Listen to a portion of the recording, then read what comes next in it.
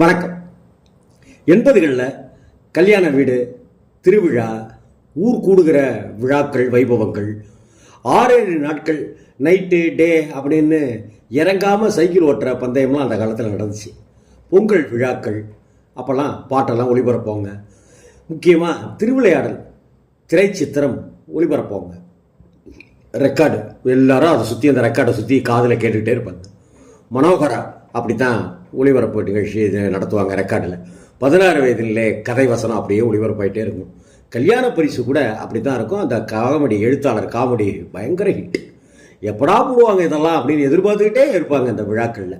அந்த படத்தையும் கூட சில சமயம் கதை முழு வசனத்தையும் போடுவாங்க. ஊருக்கே கேட்குற லவுட் ஸ்பீக்கரோட வழியே வீடுகளுக்குள்ளே இருக்கிறவங்களோட செவிகளை தொட்டு கிச்சு கிச்சு மூட்டி அப்படி ஒரு காமெடி அதகலம் பண்ணிய முக்கியமான தமிழ் சினிமாவில் முக்கியமான காமெடி படம்னா அது மாந்தோப்பு கிளியே அப்படின்னு தான் சொல்லணும். 80களில் விசு படம் வந்தது. 4-5 ஜோடிகளை வச்சுக்கிட்டு வாழ்க்கையோட அர்த்தத்தையும் குடும்பத்தினுடைய ஒற்றுமையினுடைய மேன்மையையும் பாடமாக தம் படங்களில் வாழ்க்கையை போதிச்சிருப்பார் விசு சார். இந்த 4-5 ஜோடி 4-5 குடும்பங்கிற விஷயத்தை எடுத்துக்கிட்டு அங்கொன்றும் இங்கொன்றுமா படங்கள் வந்துச்சு. தனக்குன்னு இதை பாணியாக வச்சுக்காம எல்லா விதமாகவும் படம் பண்ணிய இயக்குனர் M.A. காஜா அவருடைய டைரக்ஷனில் இந்த மாதிரியான விஷயத்தை எடுத்து சொன்னது தான் மாந்தோப்பு கிளியே.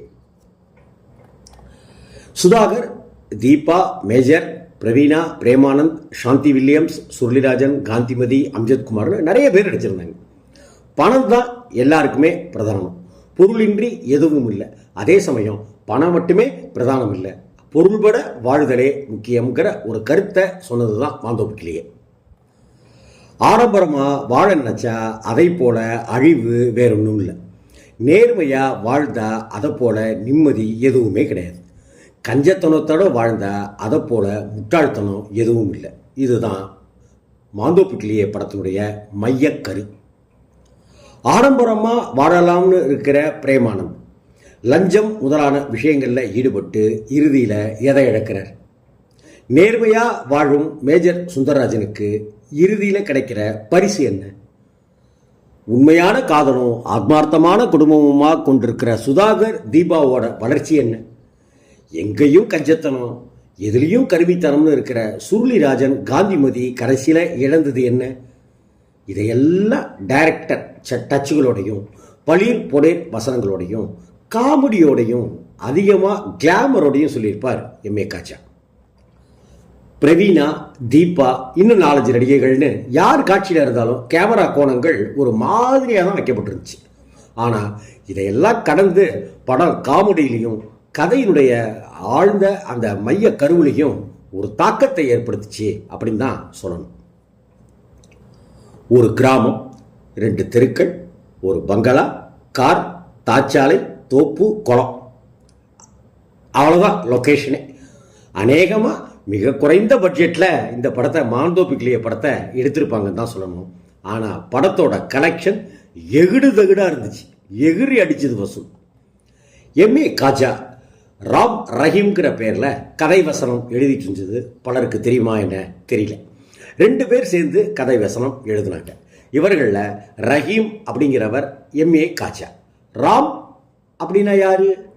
இயக்குனர் ராம நாராயணன். ஆரம்ப காலத்தில் இவங்க 2 பேரும் சேர்ந்து தான் ஒர்க் பண்ணாங்க. நம்ம P. வாசு சார் மாதிரி சந்தான பாரதியும் P. வாசுவும் பாரதி வாசுன்னு இயங்கியது போல இவங்க ராம் ரஹீம்ங்கிற பேரில் கதை வசனம் எழுதினாங்க. மாந்தோப்பு கிளியே படத்தினுடைய கதையும் வசனமும் இவங்க 2 பேர் தான். ஆனால் டைரக்ஷன் M.A. காஜா. சங்கர் கணேஷாருடைய இசை, எல்லா பாடல்களும் சூப்பர் ஹிட்டு. வெள்ளிக்கிழமை விடிகால அப்படிங்கிற ஒரு பாட்டு அந்த காலத்தில் எங்கே பார்த்தாலும் கேட்டுக்கிட்டே இருக்கும். மாந்தோப்பு கிளியேன்னு ஒரு பாட்டு இருக்குது, பூவும் மலர்ந்துருக்கு அப்படின்னு ஒரு பாட்டு, மச்சான பாருன்னு பாட்டு, புள்ளிமான் போலன்னு ஒரு பாட்டுன்னு எல்லா பாடலும் கிராமத்து மனம் கவழ பிரமாதமாக பண்ணி கொடுத்தாங்க சங்கர் கணேஷ். எல்லா பாடல்களையும் வாணி ஜெயராமும் மலேசியா வாசுதேவனும் மட்டும்தான் பாடியிருந்தாங்க. காசேதான் கடவுளடாங்கிற படத்தில் எல்லாருமே பிரபாவமாக நடிச்சிருந்தாங்க. ஆனால் எல்லாரையும் விட சாமியாரை நடித்த தேங்காய் சீனிவாசன் தன்னுடைய நடிப்பாலையும் மெட்ராஸ் பாஷையாலையும் வெளுத்து கட்டியிருப்பார் இல்லையா, படத்தோட வெற்றிக்கு மிகப்பெரிய பலம் சேர்த்தார் இல்லையா. அதே போல் மாந்தோப்பிக்கிளிய படத்தில் நடித்தவங்க எல்லாருமே ரொம்ப ரொம்ப சிறப்பாக நடிச்சிருந்தாலும் கூட மொத்த படத்தோட வெற்றியை பல அங்குலங்கள் உயர்த்தி காட்டியவர் சுருளிராஜன் தான். கஞ்சத்தனம் காசிநாதன்கிற கேரக்டரில் பட்டம் முழுக்க அலப்பறை பண்ணியிருப்பார். காந்திமதியோடு சேர்ந்துக்கிட்டு வெடிக்க சிரிக்க வச்சிருப்பார். விசிறியை அவர் பயன்படுத்துகிற விதம், உலகில் மிகப்பெரிய கஞ்சனப்பாக்க சென்றபோது நடந்த விஷயங்கள், சாணி பால் ஊறுகாயை பார்த்துக்கிட்டே சாப்பிடுகிற கஞ்ச ஐடியான்னு சுருளிராஜனோட கேரக்டர் ரொம்ப அழகாக டெவலப் செய்யப்பட்டிருக்கு. தீபாவுக்கு சண்டை காட்சிக்கு காட்சி கொஞ்சம் கிளாமர், வழக்கமான சோக சுதாகரன் எல்லாம் இருந்தாலும் கூட சுருளிராஜன் காந்திமதி காமெடிக்காகவே படத்தை ரசிகர்கள் திரும்ப திரும்ப பார்த்தாங்க. காமெடியில் சக்க ஓடு போட்டு வசூல் மழை பொழிஞ்சுது மாந்தோப்புக்கிளி. 1979 வருஷத்தில் அக்டோபர் மாதம் இந்த படம் ரிலீஸ் ஆச்சு. கிட்டத்தட்ட 89, 89, 99, 2009, 2019, இப்போ கிட்டத்தட்ட 44 வருடங்களுக்கு மேலே இந்த படம் ஆயிடுச்சு. கஞ்சத்தனமான காமெடியை கொண்ட படம் தானாலும் கூட காமெடிக்கு படத்தில் கஞ்சத்தனம் இல்லை, வசூல்லையும் படம் கஞ்சத்தனம் வைக்கலை. மிகப்பெரிய வெற்றி பெற்ற மாந்தோப்பிக்கிளிய படத்தை நீங்கள் பார்த்துருக்கீங்களா? பார்த்துருந்தீங்கன்னாக்க கமெண்ட் பாக்ஸில் உங்கள் எண்ணங்களை பதிவிடுங்கள்.